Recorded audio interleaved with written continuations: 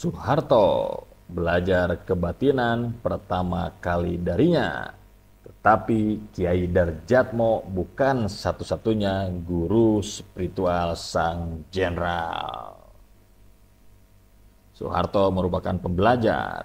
Ilmu kebatinan salah satu yang paling diminatinya.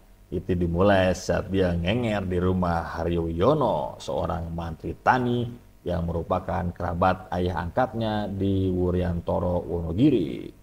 Bersama Haryowiyono, Soeharto mendapatkan kasih sayang seorang ayah yang selama ini absen dari kehidupannya.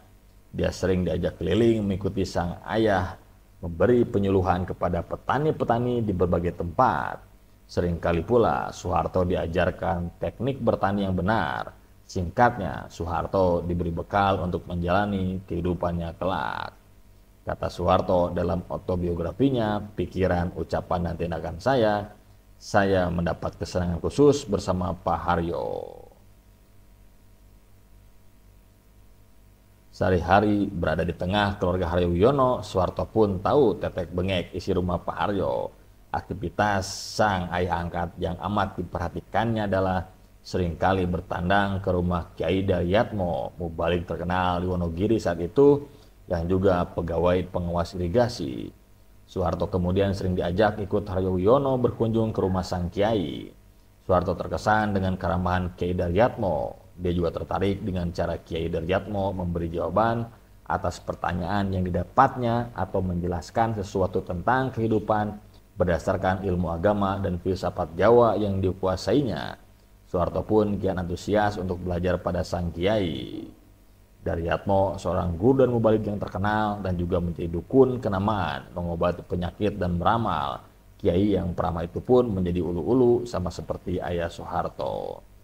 Tentu Soeharto bukan satu-satunya pemuda Jawa yang belajar kebatinan dan spiritual. Saat itu umum pemuda ataupun pria dewasa Jawa belajar spiritual. Suyono, Humardani, dan Mesran Hadi Prayitno juga suka belajar ilmu tersebut. Dengan Kiai Daryatmo, Soeharto akhirnya belajar sungguhan, bukan ikut-ikutan Pak Haryo lagi. Soeharto pun minta izin kepada Haryo untuk berguru ke sang Kiai. Tenang Soeharto, kemudian dengan si izin Pak Haryo, saya diizinkan kadang-kadang datang sendiri ke rumah Kiai Daryatmo yang letaknya tidak berjauhan dengan tempat tinggal Pak Haryo. Di langgar Kiai Daryatmo inilah saya banyak belajar mengenai agama dan kepercayaan. Minat saya besar untuk sering mendengarkan Pak Kiai itu bicara mengenai filsafat hidup. Rasa-rasanya Pak Kiai Daryatmo itu pun tertarik kepada saya. Hubungan Daryatmo dengan Soeharto pun berlanjut hingga jauh hari setelahnya ketika Soeharto telah lama meninggalkan Wonogiri. Bahkan ketika Soeharto telah menjadi komandan brigade di Salatiga, dia sering mengunjungi Kiai Daryatmo. Kata Robert Edward Elson dalam Soeharto sebuah biografi politik, Soeharto sering meminta nasihatnya di awal 50-an. Kepadanya Soeharto berkonsultasi secara rutin. Soeharto lebih banyak belajar pada guru kebatinannya daripada guru formalnya. Selain Kiai Daryatmo, Soeharto pun belajar ilmu kebatinan kepada Romo Diat yang bernama lengkap Raden Panji Sudiat Prawiro Kusumo.